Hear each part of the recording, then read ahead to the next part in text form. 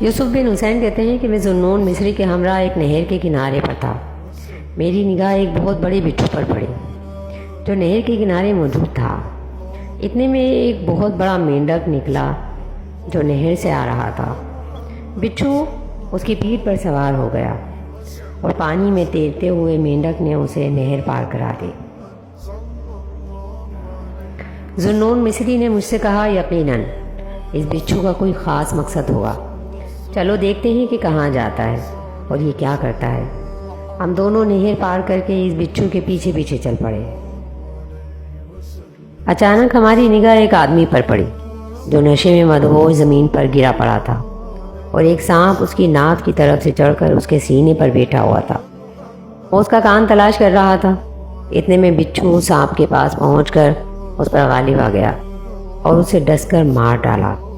جب سانپ مر گیا تو بچھو وہاں سے واپس ہو گیا اور نہر کے کنارے آ کر رک گیا۔ پھر وہی مینڈک نہر سے نکلا اور بچھو اس کی پیٹھ پر سوار ہو کر نہر پار کر گیا۔ ذوالنون مصری نے اس مدہوش آدمی کو دیکھا تو اسے نیند سے جگایا۔ جب اس نے آنکھیں کھولیں تو اس سے کہا، اے نوجوان، دیکھو اللہ نے کس طرح تیری حفاظت فرمائی ہے۔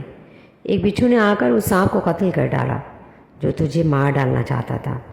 پھر ذوالنون مصری نے یہ اشعار پڑھے، اے غافل، اللہ تعالیٰ اندھیروں میں رینگنے والی ہر اذیت سے کس طرح تیری نگرانی کر رہا ہے۔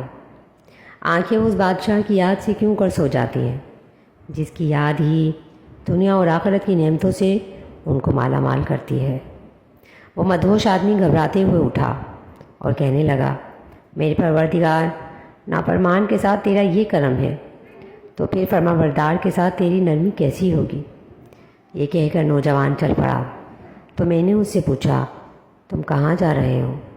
اس نے جواب دیا، اللہ کی اطاعت اور اس کی فرمانبرداری کی طرف۔ التائبون الی اللہ للحازمی۔